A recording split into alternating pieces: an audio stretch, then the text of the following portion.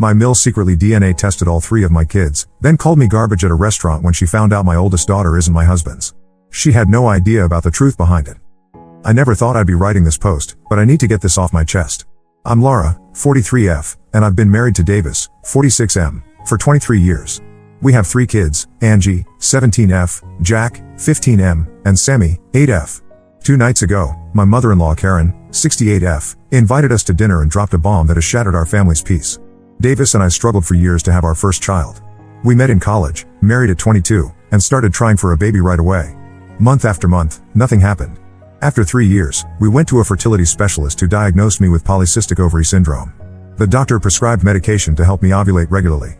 IVF wasn't an option for us back then. We both worked entry-level jobs and barely made ends meet, let alone afford expensive fertility treatments. The medication seemed to work. My cycles became more regular, and the doctor told us to track my ovulation and time our attempts accordingly. We felt hopeful for the first time in years. Then something terrible happened. Davis worked night shifts at the warehouse back then.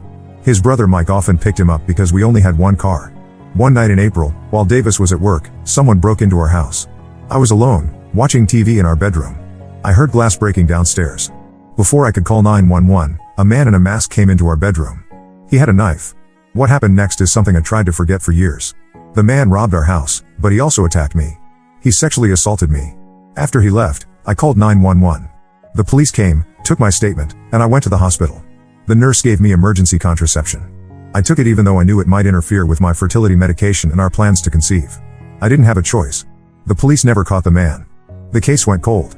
I tried to move on with my life. Davis was my rock through it all. About 3 months after the attack, I started feeling sick every morning. I lost my appetite and felt down all the time. I thought it was depression from the trauma. Davis suggested I take a pregnancy test, just in case. I did, not expecting anything. When 2 lines appeared, we were shocked but thrilled. We thought the fertility medication had finally worked. At my first doctor's appointment, the doctor did an ultrasound and told me I was 15 weeks pregnant, not 8 weeks as we had calculated based on when we thought conception occurred. My heart sank. The timing aligned perfectly with the attack. I had experienced some irregular bleeding after taking the emergency contraception, which I mistook for periods, throwing off our timeline. Davis and I had a long, difficult conversation that night. I offered to terminate the pregnancy, but neither of us wanted that. We saw our baby on the ultrasound screen. It was our child, regardless of how conception happened. We made a pact. We would raise this child as ours. Davis said he didn't care about biology, he would be this baby's father in every way that mattered. We decided not to do a paternity test. We would tell our child the truth when they were older, and they could decide if they wanted to know more. 9 months later, Angie was born. She was perfect. Davis cut the umbilical cord. He held her first. No one could have loved her more. A year later, I got pregnant with Jack quickly and easily. This reinforced our hope that Angie might be Davis's biological child after all, despite the timing. Sammy came 7 years after Jack. 5 years ago, the police called. They had caught the man who attacked me. His DNA matched evidence from several unsolved cases, including mine. Last year, he was finally sentenced. I gave a victim impact statement at the hearing. Davis came with me for support. Our older kids knew I had been attacked before Angie was born, but they didn't know the full details or that the attack might have any connection to Angie's conception. The man received life without parole. The trial was closed, with limited information made public. Davis and I thought we could finally put this behind us. The night after the sentencing, Davis drank more than usual. He told his brother Mike some details about the case that he hadn't shared before. That night, Davis talked in his sleep, saying things like he couldn't protect me and wondering what if Angie wasn't his. He didn't remember this in the morning. Mike apparently told his wife about this conversation, and Karen, Davis's mother, overheard. She knew about the break-in and that I was attacked, but not that it was a sexual assault. Based on what she overheard, Karen concluded I must have cheated on Davis. Last Christmas, Karen gave Angie a 23andMe DNA test kit. No one else got one, just Angie. I thought it was odd but didn't think much of it. Angie was confused by the gift and offered it to me since I'm adopted and had mentioned wanting to learn about my genetic background. I took the kit and gave Angie an Amazon gift card of the same value. In the months after Christmas, I noticed Karen making strange comments about Angie's appearance. She would ask things like where Angie got her eye color or why she was so tall and thin when neither Davis nor I have that build. Angie is 6 feet tall and athletic, while Davis and I are both average height and on the heavier side. Our younger kids look more like Davis. Angie noticed the comments too and asked me why her grandmother was being so critical lately. I confronted Karen about it, but she dismissed my concerns, saying Angie was just being sensitive. 2 nights ago, Karen invited Davis and me to dinner. She specifically asked us to leave the kids at home because she had something important to discuss. We went, expecting maybe a health issue or something about her will. During the meal, Karen handed each of us an envelope. Inside were DNA comparison results. When I asked what they were, Karen looked at me with hatred and said I was garbage, just as she had always suspected. She had compared Davis's DNA to Angie's. The results showed no paternal match. Davis looked devastated. I called Karen a heartless witch, and we left immediately. I blocked Karen's number on my phone and the kids' phones. I left it up to Davis whether to block her on his phone. The next day, Karen called Davis. He went to her house after work. She tried to justify her actions, saying she overheard Mike talking about Davis's doubts and assumed I had cheated. She urged Davis to leave me. Davis told her she had no right to interfere in our lives this way. He told her he was cutting contact with her. To counter her narrative about me cheating, he revealed the full truth. I had been sexually assaulted, and that was possibly how Angie was conceived. Karen tried to apologize after learning the truth, but Davis refused to accept it. He told her not to contact any of us again. Davis came home that night upset and hurt. He said he had always known it was a possibility that Angie wasn't biologically his, but having it confirmed was still shocking. What hurt him most was that his own mother would go behind our backs, test our daughter without consent, and reveal such sensitive information in such a cruel way. I called my siblings to let them know what happened and that we would no longer be in contact with Karen. Most of them supported our decision completely. 2 of my 7 siblings, along with Mike, said that while Karen's methods were wrong, they could understand why she acted that way, given she believed I had cheated. I disagreed strongly. Nothing justified what Karen did. Now we face the hardest part, telling Angie the truth. We've all been in therapy since the attack. Davis and I see therapists individually, and the kids go periodically. I scheduled an emergency session with our family therapist to help us tell Angie. I hated that we had to do this now, on Karen's timeline, rather than when Angie was older and ready to hear it. Angie took the news better than I expected. She said she wasn't upset that we kept this from her but was upset that the information was forced on her before she was ready. She thanked me for sharing something so painful from my past. Our relationship hasn't changed. If anything, she and Davis have grown closer. She's been spending more time with him, going fishing and working on his old car together, things they both enjoy. We told Jack the full story as well, and Sammy only knows that Angie has a different biological father. Karen obtained the DNA samples from items left at her house during the kids' overnight stays, toothbrushes, hairbrushes. Angie never provided a sample willingly. Due to the unreliable method Karen used, Davis and I decided to do an official DNA test. The results confirmed what Karen found: Davis is not Angie's biological father. Angie is our daughter. She was conceived in violence but raised in love. Davis has been her father in every meaningful way since before she was born. We're getting through this together, as a family. We remain firmly no contact with Karen. Some wounds heal, but others leave scars that remind us of what we've survived. Update 1: It's been 3 weeks since I posted about my mother-in-law revealing the DNA test results. A lot has happened, and I wanted to update everyone who offered support and advice. The day after I posted, Karen showed up at our house unannounced. Davis was at work, and I was home with Sammy. Angie and Jack were at school. I saw her car pull into our driveway and immediately felt my stomach clench. I told Sammy to go play in her room and not come down until I called her. Karen knocked on the door, holding a large gift basket. I opened the door but stood firmly in the doorway, blocking her entry. Her eyes were red and puffy. She tried to hand me the basket, saying she wanted to apologize in person. The basket contained expensive chocolates, wine, and a card. I refused to take it. Karen started crying, saying she had made a terrible mistake and wanted to make things right. She claimed she never meant to hurt Angie or break up our family. She just wanted to protect her son from being deceived. I told her that her actions showed exactly who she was, someone who cared more about biology than the 17 years Davis spent raising and loving Angie. Someone who would violate our family's privacy and trust. Someone who would call me garbage in front of my husband. Karen tried to explain that she didn't know about the assault. If she had known, she never would have done what she did. She begged me to let her see her grandchildren, especially since Angie now needed all the family support she could get. That comment made me furious. Angie didn't need family support as if something was wrong with her. She needed protection from people who would hurt her, like Karen had done. I told Karen to leave and not come back. As Karen was walking back to her car, Angie's school bus pulled up. Angie got off and froze when she saw her grandmother. Karen rushed toward Angie, arms outstretched. I stepped between them and told Angie to go inside. Angie looked at Karen with such hurt in her eyes before walking past us without a word. Karen called after Angie, saying she was sorry and that she loved her no matter what. Angie didn't look back. That night, Angie told us Karen had been texting her all day, asking to talk. Angie had ignored the messages but felt uncomfortable. We helped Angie block Karen's number and reported the situation to Angie's therapist. 2 days later, Mike called Davis. He said Karen was a mess and that our refusal to let her apologize was cruel. Davis told Mike that Karen had lost the right to be part of our lives when she decided to interfere in such a destructive way. Mike revealed something disturbing. Karen had not just tested Angie's DNA against Davis's. She had somehow obtained samples from all 3 children and tested them. Jack and Sammy's tests confirmed Davis was their father. Karen had planned to use this information to convince Davis that I had specifically deceived him about Angie, while being faithful during the other pregnancies. This information made Davis even angrier. Karen had violated not just Angie's privacy but all our children's. A week after Karen's visit, Angie came home from school upset. Several of her classmates were treating her differently. One girl asked if Angie was the product of a rape and if that made her half criminal. Angie was devastated. We discovered that Karen had told her church prayer group about Angie's true parentage, supposedly asking for prayers for our family during this difficult time of revelation. Someone from the group had a daughter at Angie's school, and the information spread. Davis called Karen that night. It was the only time I've ever heard him yell. He told her she had betrayed Angie in the worst possible way, spreading private information that wasn't hers to share. He said if she ever tried to contact any member of our family again, we would get a restraining order. Karen's response was to send a mass email to family members, including my siblings, claiming Davis and I were punishing her for telling the truth and keeping her from her grandchildren. She painted herself as a victim and suggested that my instability due to my traumatic past was causing me to turn Davis against his own mother.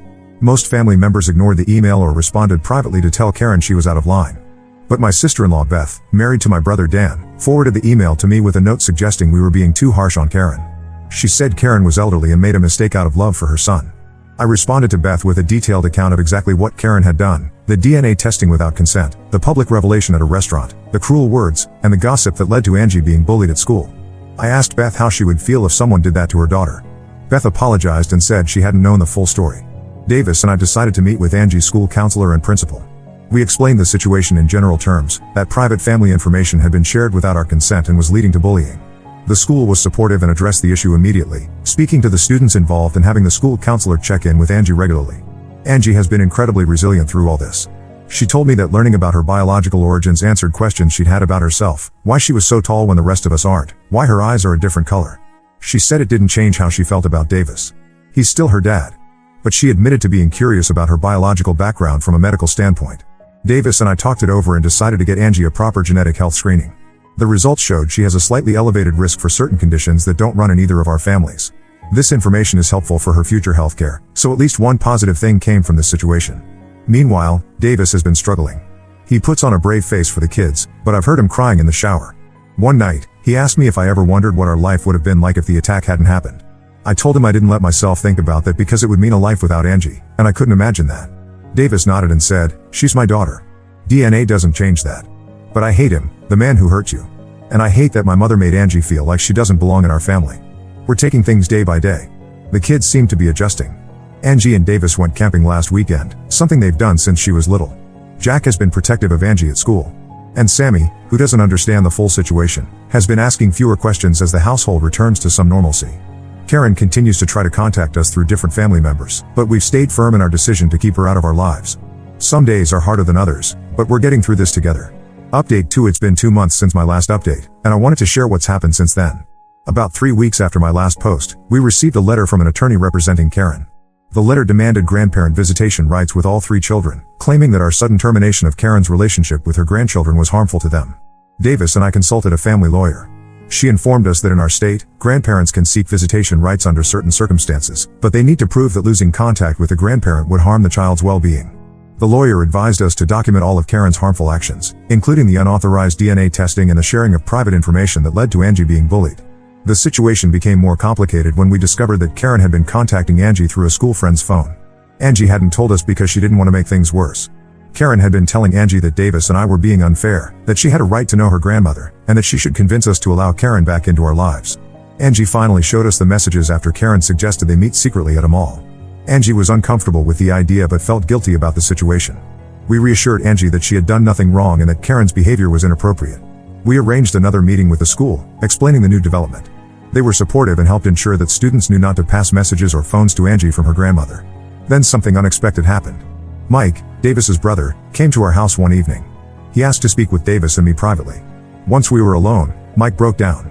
He apologized for his role in the situation, admitting that he had helped Karen obtain the DNA samples. Karen had convinced him that she only wanted to confirm Davis was the father of all 3 children to put her mind at ease after overhearing the sleep-talking incident. Mike said he never imagined Karen would reveal the results the way she did. He thought if the test showed Davis wasn't Angie's father, Karen would discuss it privately with him first. Mike had been racked with guilt since everything happened. Davis was furious with his brother. He asked how Mike could betray our trust like that. Mike had no good answer except that their mother had always been able to manipulate him. He'd always sought her approval. Despite his anger, Davis told Mike he appreciated the honesty. Mike offered to sign a statement about Karen's actions for our lawyer, which could help our case if Karen pursued legal action for grandparent rights. A week later, we received notice that Karen had indeed filed a formal petition for grandparent visitation rights. Our lawyer advised us that the case wasn't strong, but we would need to appear in court. The hearing was scheduled for a month later. During that time, Karen stepped up her campaign to paint herself as a victim. She contacted more family members and friends, telling them we were keeping her grandchildren from her because of an honest mistake. She claimed she was only trying to protect her son from a wife who had lied to him for years. The day before the court hearing, we received a surprising phone call. It was Karen's pastor. He introduced himself and explained that Karen had been sharing her version of events with the church community. However, after hearing rumors that Angie was being bullied because of information that originated from their prayer group, he became concerned. The pastor had called to apologize for the role his congregation might have played in spreading harmful information. He also mentioned that after speaking with Karen extensively, he was troubled by her inability to recognize the harm she had caused. He offered to serve as a character witness for us if needed, saying that while he tried to support all his congregation members, he couldn't condone actions that hurt innocent children. We thanked him but said we hoped it wouldn't be necessary to involve him. The court hearing itself was brief but intense. Karen appeared with her own lawyer, who argued that she had a loving relationship with her grandchildren for years before we abruptly cut contact. Karen testified that she made a mistake out of concern for her son, but her intentions were good. When our lawyer presented evidence of Karen's actions, the unauthorized DNA testing, the public revelation at the restaurant, the sharing of private information that led to bullying, and the attempts to contact Angie behind our backs, the judge's expression grew increasingly stern. Angie had written a statement that was submitted to the court. She stated that while she had loved her grandmother, she now felt betrayed and unsafe around her. She described how Karen's actions had led to her being bullied and how Karen had tried to manipulate her into secret meetings. The judge ruled against Karen's petition, stating that her actions showed a disregard for the children's well-being. He issued a temporary restraining order preventing Karen from contacting any of us for 6 months, after which the situation would be re-evaluated. Karen broke down in the courtroom. As we were leaving, she called out to Davis, asking how he could do this to his own mother. Davis didn't respond. Outside the courthouse, Mike was waiting. He told us Karen had been telling family members that I had manipulated the court with a sob story about my assault. Davis told Mike to make sure Karen understood that if she continued spreading lies or trying to contact us, we would pursue more permanent legal action. That night, Davis and I talked about how the situation had affected our family. Despite the stress and pain, we agreed that in some ways, it had brought us closer together. Angie and Davis's bond had strengthened. Jack had shown maturity beyond his years in supporting his sister. Even Sammy seemed to understand, in her 8-year-old way, that family is about love and protection, not just blood. Davis admitted something he'd been keeping to himself. For years, he had occasionally wondered about Angie's paternity but had pushed those thoughts away. The DNA test results, while shocking in how they were revealed, had also brought a strange sense of clarity. The question that had lingered in the back of his mind was answered. Angie wasn't biologically his, but that didn't change how he felt about her. If anything, it made their relationship more special because it was chosen, not dictated by genetics. We're still healing, but each day gets a little easier. Angie's school situation has improved. The bullying stopped after the school's intervention, and Angie has found support among her true friends who don't care about her origins. As for Karen, we haven't heard from her directly since the court hearing. Mike tells us she's still upset but seems to finally understand that her actions have consequences. Whether our relationship with her can ever be repaired remains to be seen. For now, we're focused on healing our family. Update 3. It's been 6 months since my last update, and I wanted to share a final update on our situation with Karen. The temporary restraining order expired last month. In the days leading up to its expiration, Davis and I discussed what to do next. We decided not to pursue an extension unless Karen attempted to contact us again. 2 weeks after the order expired, we received a letter from Karen. It wasn't sent through a lawyer this time, just a regular envelope with her handwriting. Inside was a 5-page handwritten letter addressed to both of us. Unlike her previous attempts at communication, this letter contained no justifications or excuses. Karen acknowledged that what she did was wrong on every level. She wrote that she had been seeing a therapist since the court hearing, which had helped her recognize her controlling behavior and lack of boundaries. Karen wrote that while she hoped someday we might allow her back into our lives, she understood if that never happened. She said she would respect our decision either way. The most significant part of the letter was addressed to Angie. Karen asked if we would pass along her apology to Angie. She took full responsibility for the pain she caused and acknowledged that she had betrayed Angie's trust in an unforgivable way. Davis and I discussed the letter for several days before deciding how to respond. We agreed to show Angie the letter and let her decide if she wanted any contact with her grandmother. Angie read the letter carefully. She didn't say anything for a while after reading it. Then she asked if Karen had really been going to therapy or if this was just another attempt to manipulate us. It was a fair question, and we didn't have an answer. Angie decided she wasn't ready to have Karen back in her life. She said maybe someday, but not now. She asked if I would write a response to Karen, telling her that while the apology was appreciated, Angie needed more time and space. I wrote the letter as Angie requested, keeping it brief but polite. We sent it a week ago and haven't heard back from Karen yet. Meanwhile, our family has settled into a new normal. Angie will graduate high school in a few months and has been accepted to several colleges. She's excited about studying biology, an interest that developed partly due to learning about her genetic background. Davis and Angie completed a project they've been working on for years, restoring a vintage motorcycle. They took it for its first ride last weekend, with Angie driving and Davis on the back. Seeing them return home, laughing and talking about the ride, reinforced what we already knew: their bond has nothing to do with DNA. Jack has become more outspoken about protecting his family. When a distant relative made an insensitive comment about the situation at a recent family gathering, Jack calmly but firmly told them that his sister's origins were nobody's business and that his family was off limits for gossip. Sammy, now 9, has stopped asking questions about why we don't see Grandma Karen anymore. She's accepted our explanation that sometimes adults make mistakes that can't be fixed easily. Mike and Davis have slowly rebuilt their relationship. Mike has made efforts to prove his loyalty to us rather than Karen, including declining to attend family events where Karen planned to discuss our situation. He admits he still sees his mother occasionally but doesn't discuss us with her. As for me, I've started volunteering at a support center for assault survivors. The DNA test revelation forced me to confront aspects of my trauma that I had pushed aside for years. Working with others who understand has been healing in ways I didn't expect. Davis and I celebrated our 24th wedding anniversary last month. We didn't do anything extravagant, just dinner at home with the kids. After the kids went to bed, Davis gave me a card that said, "Thank you for our family." Simple words that meant everything. I don't know if we'll ever have a relationship with Karen again. Maybe time will heal these wounds, or maybe some breaks can't be repaired. What matters is that our family, Davis, Angie, Jack, Sammy, and me, remains intact. We've weathered this storm together, and I believe we've come out stronger for it. Angie said something the other day that stuck with me. She said, "When people ask about my family, I tell them I have a mom and dad who chose me, a brother who defends me, and a little sister who looks up to me. That's what matters." She's right. That's what matters. Now let's move to the next story. Story 2: My husband had an affair and stole our daughter's college fund. I kicked him out and rebuilt my life. I, 32F, never thought I'd be in this situation, but here I am. My husband Andy, 34M, and I have been married for 5 years, and we have a 3-year-old daughter, Tiffany. Our story began 10 years ago when we met at a mutual friend's barbecue. I was fresh out of college, working my first job as a junior graphic designer, and Andy was 2 years into his career at a tech startup. We hit it off immediately, bonding over our shared love of 90s sitcoms and spicy food. Our relationship progressed quickly. Within a year, we were living together, and 2 years later, Andy proposed during a weekend getaway to the beach. It was perfect. He even remembered to bring my favorite strawberry champagne. We got married in a small ceremony surrounded by our closest friends and family. My dad, who had been battling cancer, was able to walk me down the aisle. He passed away just 6 months later, making those wedding memories even more precious. Andy was my rock during that difficult time. He held me when I cried, made me laugh when I needed it, and never complained when I wanted to spend hours looking at old family photos. His support made me love him even more, and I thought we could get through anything together. 2 years into our marriage, we decided to start trying for a baby. It took longer than we expected, and we went through some tough times with fertility treatments. But finally, we got the news we'd been hoping for. 9 months later, our beautiful Tiffany was born. She had Andy's blue eyes and my curly hair, and we were both smitten from the moment we saw her. Everything was great until Andy's company transferred him to a new city last year. The startup he'd been with had been acquired by a larger tech firm, and they wanted Andy to head up a new division in their headquarters. It was a huge opportunity for him: more money, more responsibility, a chance to really make his mark in the industry. We decided to move together for his career, even though it meant leaving behind our families and friends. It was a hard decision. My mom was getting older and I hated the thought of moving Tiffany away from her grandmother. Andy's parents had retired to Florida a few years earlier, so they were already at a distance. But we had a solid group of friends, people we'd known since college, couples we'd met through parenting groups. Leaving them behind was tough. But we thought it would be an adventure. A chance to start fresh in a new place, make new friends, explore a new city. We sold our starter home, the one we'd lovingly renovated together over weekends and holidays, and bought a bigger house in the new city.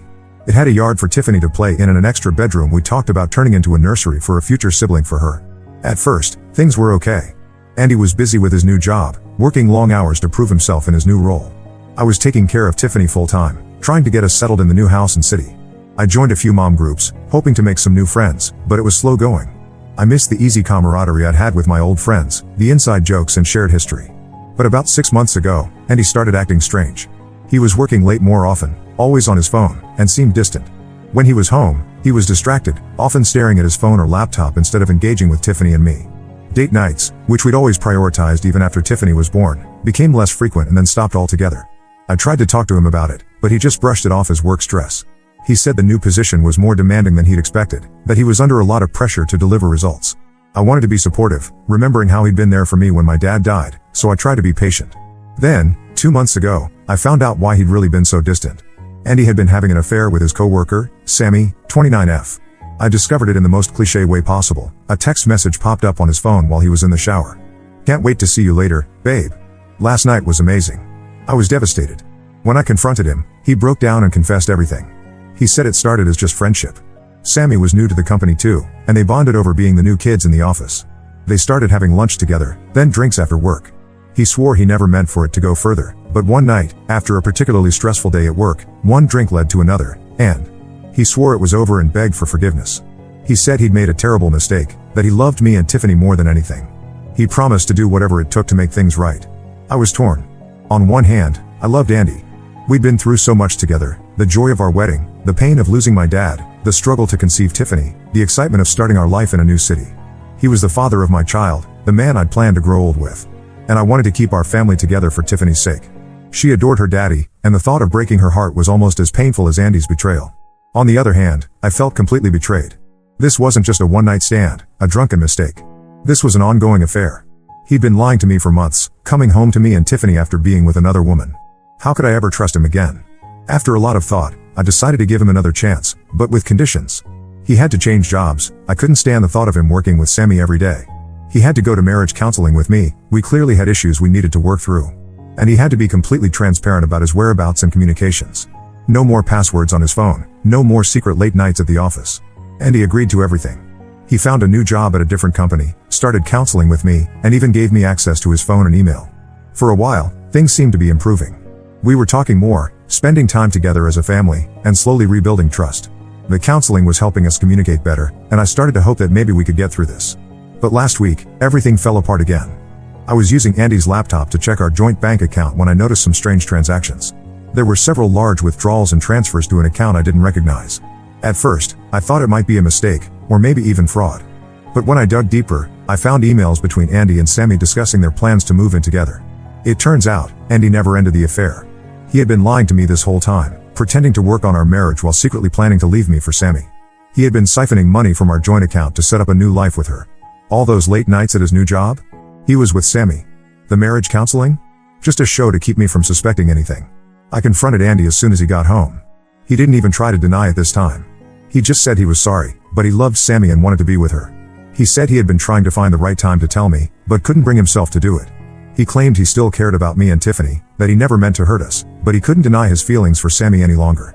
I'm devastated and angry. Not just because of the affair, but because of all the lies and manipulation. He let me believe we were fixing things, all while planning his exit. I feel like such a fool for trusting him again. All those hours in counseling, all the tears I shed, all the effort I put into rebuilding our relationship, it was all for nothing. Now, I'm left to pick up the pieces. I've kicked Andy out and I'm planning to file for divorce. But I'm scared about the future. I'm in a city where I have no real support system, with a young child to care for, and now I find out our finances are a mess because of Andy's deception. The money he took was meant to be Tiffany's college fund. We've been saving since before she was born, wanting to give her the best start in life. And now a big chunk of it is gone. I don't know how to tell Tiffany that her daddy isn't coming home. She's only 3, but she's smart and perceptive. She already knows something is wrong. She keeps asking where daddy is, why he isn't coming to tuck her in at night. How do I explain to her that the father she adores has chosen another woman over us? I don't know how I'm going to manage as a single mom in a place where I have no friends or family. My mom is too old to travel easily, and all our old friends are back in our hometown. I gave up my career to move here for Andy's job, and now I'm left with a gap in my resume and an industry that's moved on without me. I'm angry at Andy for putting us in this situation, but I'm also angry at myself for not seeing through his lies. Were there signs I missed? Should I have known better than to trust him again after the first betrayal? I keep replaying every conversation, every interaction in my head, wondering if I could have done something differently. I guess I'm looking for advice on how to move forward. How do I explain this to Tiffany? How do I start rebuilding my life? Has anyone been through something similar? Any words of wisdom would be appreciated. I feel so alone and overwhelmed right now, and I could really use some support. Update 1. It's been a month since my last post, and a lot has happened. First, I want to thank everyone for their kind words and advice. Your support really helped me during those first difficult days when I felt like my world was falling apart. After kicking Andy out, I immediately contacted a lawyer. A friend from one of the mom groups I'd joined recommended her, saying she'd helped her through her own divorce a few years ago. The lawyer advised me to freeze our joint accounts to prevent Andy from taking more money. I'm glad I did because Andy tried to make another large withdrawal the next day. Apparently, he and Sammy had put a deposit down on an apartment together and he was trying to get money for furniture. I also started gathering evidence of Andy's affair and financial deception. The lawyers said this would be crucial for the divorce proceedings and custody arrangements. It was painful going through all the emails and bank statements, seeing in black and white how long Andy had been lying to me. But it also made me even more certain that I was making the right decision.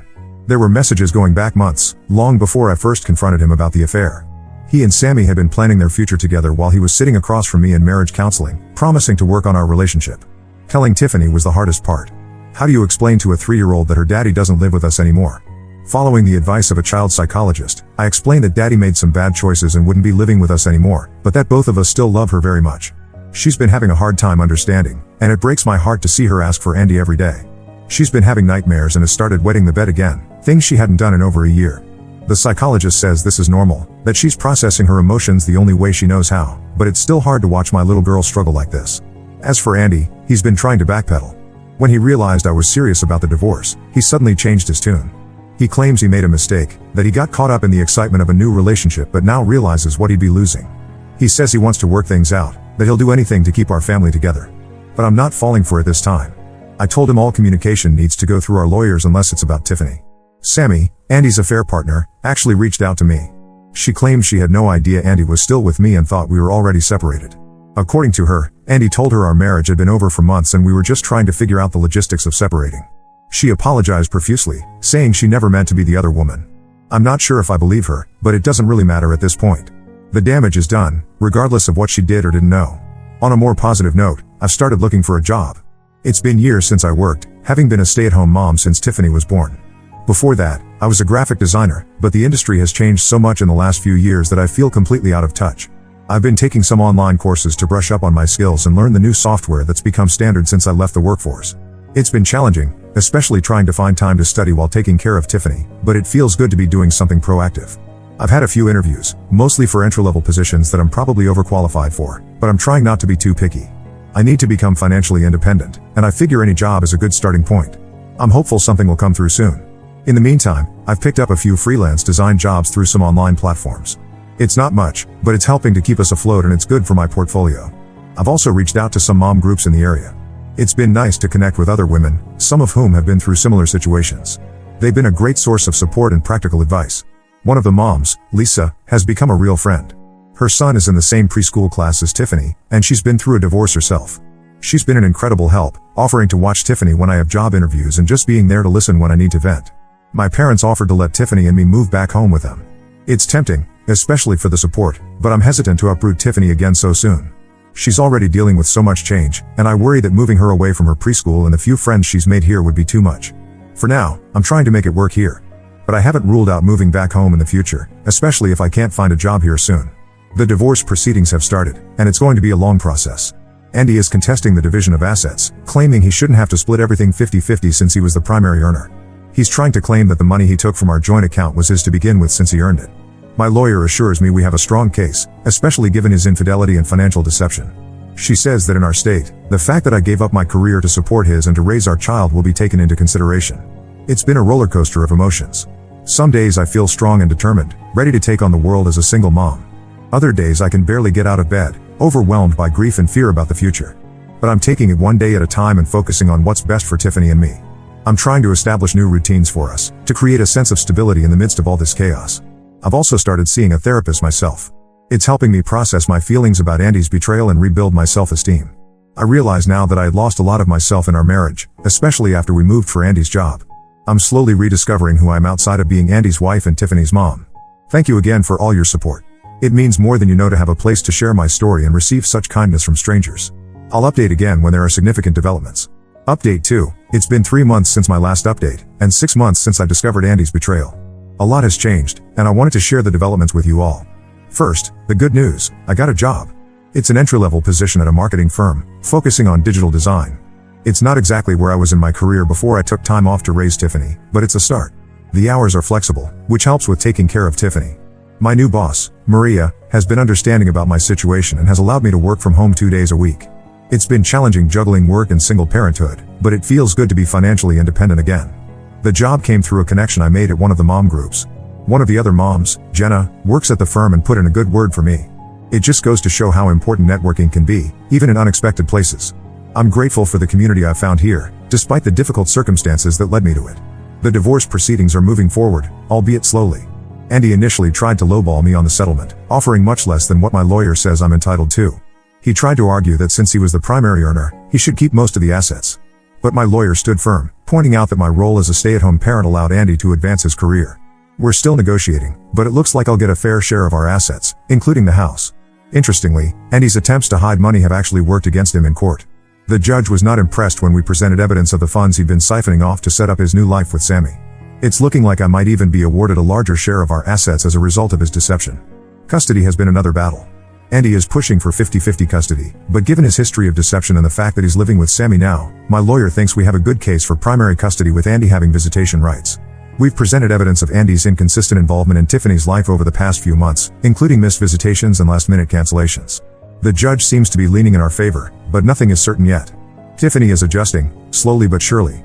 She still has moments where she cries for Andy, especially at bedtime, but she's also becoming more settled in our new routine.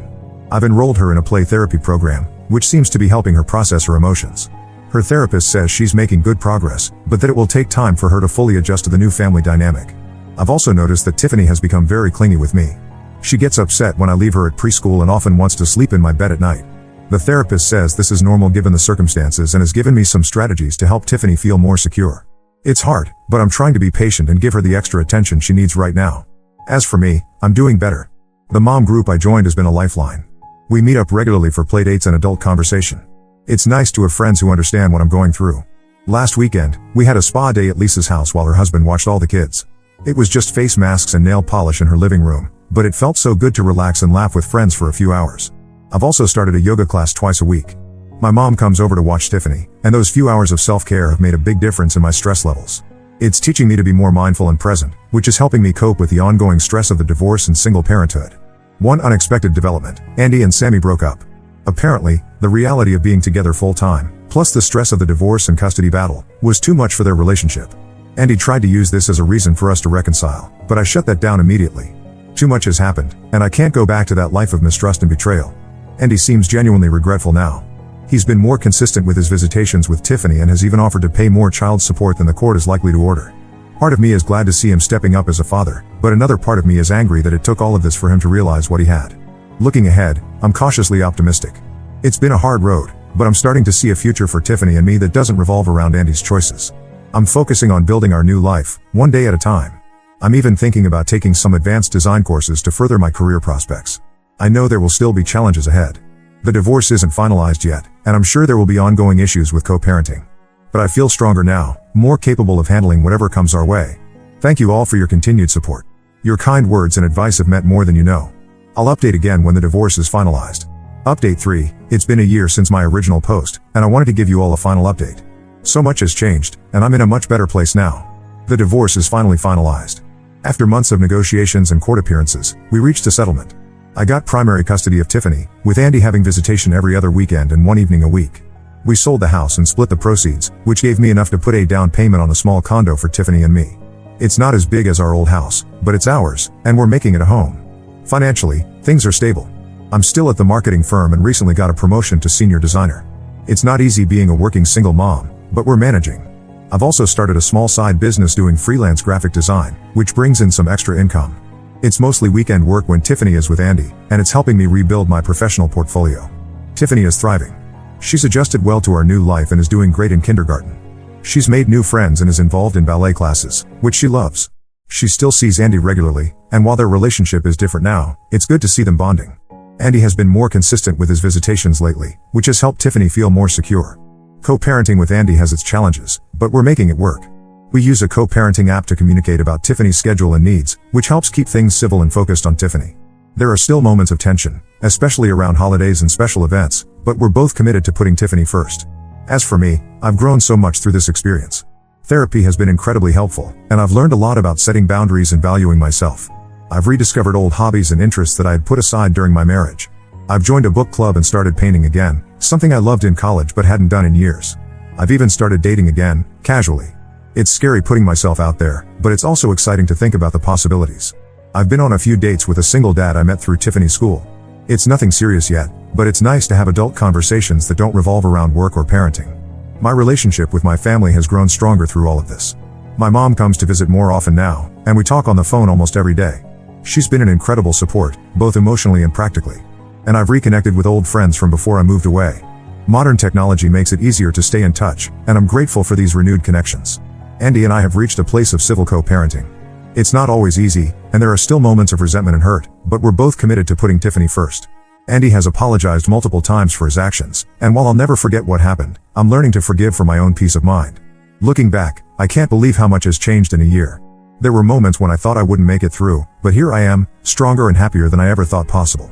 I've learned that I'm more resilient than I ever knew, and that it's okay to ask for help when you need it. To anyone going through something similar, know that it does get better. It's not easy, and there will be tough days, but you're stronger than you think. Surround yourself with support, focus on self-care, and take it one day at a time. Thank you all for being part of this journey with me. Your support and advice have been invaluable. While this chapter of my life is closing, I'm excited to see what the future holds for Tiffany and me.